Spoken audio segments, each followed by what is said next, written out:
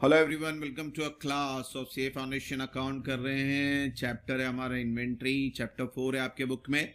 और आज जो करेंगे इन्वेंट्री का पार्ट 3 वीडियो करेंगे। 1 2 आई बटन में चेक करें, जिसमें फीफो लीफो सिंपल एवरेज कराया हमने। और फर्स्ट वीडियो में इंट्रोडक्शन है। आज जो करना है अपने को वेटेड एवरेज प्राइस मेथड करना है। सो पूरा वीडियो एंड तक देखे बच्चों। वेटेड एवरेज प्राइस मेथड, ऐसे कुछ फॉर्मूला है, उसको फॉर्मूला समझना। Total cost divide by total unit. Simple word में बात कर रहा हूं मैं। आपका जो भी टोटल कॉस्ट है, गुड्स आपके पास जो बैलेंस रहेगा वो, उसको उसी के टोटल यूनिट से डिवाइड करना। Closing inventory, number of unit in inventory into weighted price, जो भी आएगा वेटेड प्राइस यानी आपको एवरेज करके निकालना है। और कॉस्ट ऑफ गोल्ड कैसे आएगा, number of unit sold into weighted price unit. ठीक है, मेन फॉर्मूला ये ऊपर वाला है, इसको समझना। क्वेश्चन से समझते हैं इसको। वेटेड एवरेज करना है आपको। क्वेश्चन है हमारे पास, सेल्स का रेट लेने का नहीं। हमेशा नहीं दिया तो अच्छी बात है, रेट अगर दे दिया है तो उसको कंसीडर करने का नहीं।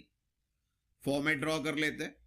यहाँ पे वेटेड एवरेज और फीफो का फॉर्मेट में थोड़ा चेंजेस करना। अगर बना दियो तो अच्छी बात है। रेट कॉलम की जरूरत नहीं होती, because we have to find out the rate according to the formula. Question 20 तारीख को पहले परचेज, 1 तारीख का और 2 तारीख का। तो 1 तारीख को परचेज है, परचेज कॉलम में लिखेंगे। परचेज हमेशा कहाँ लेके आने का, बैलेंस में। खाली रेट नहीं लिख रहे, यूनिट और अमाउंट सेम लिखेंगे। फिर 1 तारीख के बाद 2 तारीख को सेल्स कर रहे हैं, तो सेल्स करते टाइम हमेशा फॉर्मूला यूज करना। अभी बताया था मैंने, total amount divide by total unit. फिलहाल तो एक ही है, इशू नहीं है यहाँ पे। अगर 2-3 आएगा तो प्लस करके करना। तो अपना सेल्स कितना है, 10। ये तो लेना ही नहीं अपने को, सेल्स का रेट लेने का नहीं। 10 ले लिए।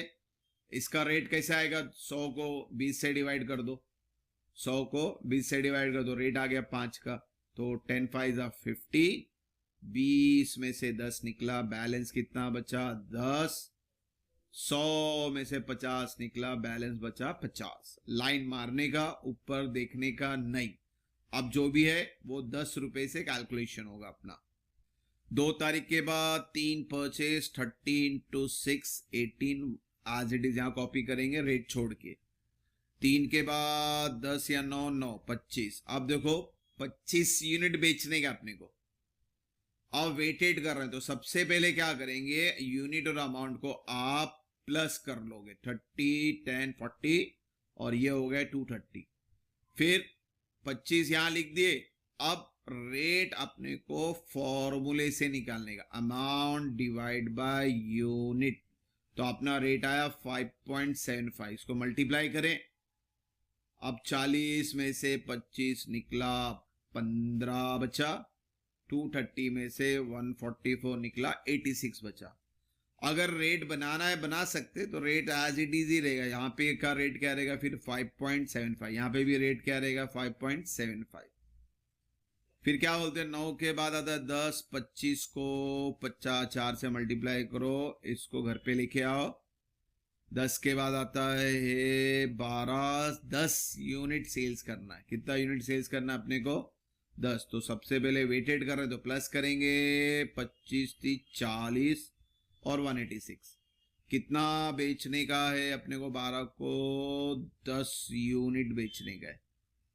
रेट निकालने के लिए formula, amount divide by quantity, 4.65। Multiply करें, 47 नॉन फिगर आ जाएगा आपका। फिर बैलेंस बताएं आप कि 40 में से 10 हमने बेच दिया, 30 का बैलेंस। 186 माइनस 47 139। 12 के बाद आता है 19 आता है या 17 आता है। तो 35 इंटू 7 परचेज, घर पे लेके जाओ। 35 टू 45। 17 के बाद 26 नहीं 19, 20 का माल बेचने का है। तो सबसे पहले क्या करेंगे, प्लस करेंगे। ये हो गया 65 384। कितना माल बेचने का अपने को, 19 तारीख को 20 यूनिट। रेट लगेगा, rate amount divide by quantity. तो ये आ गया 5.90। मल्टीप्लाई करेंगे। 65 में से 20 निकल गया, 45 का बैलेंस बचा। 384 में से 118 माइनस किए, या माइनस करना है। बहुत से बच्चे क्या करते हैं कि 45 को 5.90 से मल्टीप्लाई करके लिखते हैं।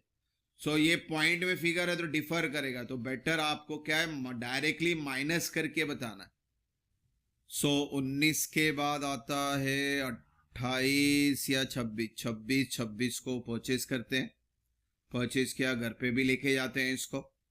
और 26 के बाद आता है 28 या 31, 45 का बेचना है। पहले क्या करेंगे, प्लस करेंगे, ये हो गया 67, ये हो गया 442, और अब बेच देंगे 28 को। 45 किलो का माल बेचेंगे। रेट के लिए फॉर्मूला लगाएंगे, तो 442 डिवाइड बाय 67, रेट आया 6.59 का। अब क्या करेंगे, अब इसको मल्टीप्लाई कर देते हैं 297। अब क्या करेंगे, माइनस करेंगे 67 माइनस 45 22, और 442 माइनस 297 145। फिर 28 के बाद आता है 31, परचेज है 40 इंटू 9, और इसको घर पे लेके आएंगे और वेटेड कर रहे हैं। इसके बाद कोई एंट्री भी नहीं है तो सिंपली इनको क्या करते हैं, प्लस कर लेते हैं। ये हो गया 62, ये हो गया 505। So therefore the value of closing stock 62 और Y05। ये आपका वेटेड के हिसाब से कैलकुलेशन आया। फॉर्मूला इसको याद रखना है, हर एंट्री में फॉर्मूला करना है। आप चाहे तो रेट कॉलम भी बना सकते हैं, कंफ्यूजन होता है इसलिए नहीं बनाते, वरना आप रेट कॉलम भी इसमें बना सकते हैं। ये आपको मैंने परपेचुअल मेथड बताया वेटेड का। अगर यही पीरियोडिक में आएगा तो थोड़ा चेंजेस करने का। तो एक एग्जांपल लिया मैंने सेम क्वेश्चन के साथ। यहाँ पे पीरियोडिक इन्वेंट्री पूछा है उसने, क्वेश्चन देखो यही है, परचेज सेम ही है। तो फॉर्मूला क्या है हमारा इसके अंदर, opening plus purchase less closing is equal to cost of goods sold. Periodic में याद रखना है, cost of goods sold last में। So detail of purchase received during the year, आपका डिटेल है, ये परचेज हुआ है अपना 20 30 35। इसको सिंपली पहले मल्टीप्लाई कर दिया अपना। सो अपना टोटल अमाउंट ये आ गया, और परचेज का टोटल यूनिट 172 आ गया। अब क्या करना है, क्लोजिंग स्टॉक को ढूंढने के लिए आपको आपका परचेज को सेल से माइनस कर देना, तो आपको आंसर आ जाएगा क्लोजिंग स्टॉक 62। और पीरियोडिक है तो एक साथ करना है, तो अपने को 1167 को 172 से डिवाइड करके एक रेट लेके आने का। पीरियोडिक में एंड में ये करना, आपका जो भी कॉस्ट ऑफ गुड्स सोल्ड है आपका जो भी, उससे फिर 62 को आप क्या कर दोगे, मल्टीप्लाई कर दोगे, तो आपका आंसर आया 418.5 अकॉर्डिंग टू पीरियोडिक इन्वेंट्री। तो पीरियोडिक इन्वेंट्री में आपको अलग अलग बाइफिकेशन की जरूरत नहीं होती है, परपेचुअल में बाइफिकेशन की जरूरत होती है, जैसे फीफो लीफो वेटेड में हमने किया था। पीरियोडिक में direct purchase, direct sales, direct closing stock, direct cost of goods sold, तो पूरा कैलकुलेशन एक साथ होता है। सो होप सो आपको वेटेड समझ में आया रहेगा, परपेचुअल पीरियोडिक दोनों समझा रहा हूं मैं आपको अलग अलग। तो क्वेश्चन जैसे भी आएंगे उस हिसाब से सॉल्व करेंगे। नॉर्मली आपको फाउंडेशन में परपेचुअल रेयर ही पूछता है, पीरियोडिकली ज्यादा आता है क्योंकि कैलकुलेशन शॉर्ट है इसके अंदर, मगर थोड़ा कॉम्प्लिकेटेड कैलकुलेशन होता है पीरियोडिक के अंदर। ये इनिशियल सा में इसलिए सिंपल लगेगा, एंड में आप देखोगे पीरियोडिक के अंदर कैलकुलेशन कुछ ज्यादा ही होते हैं।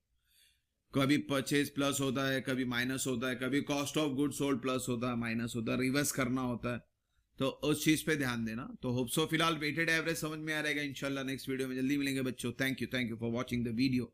God bless you.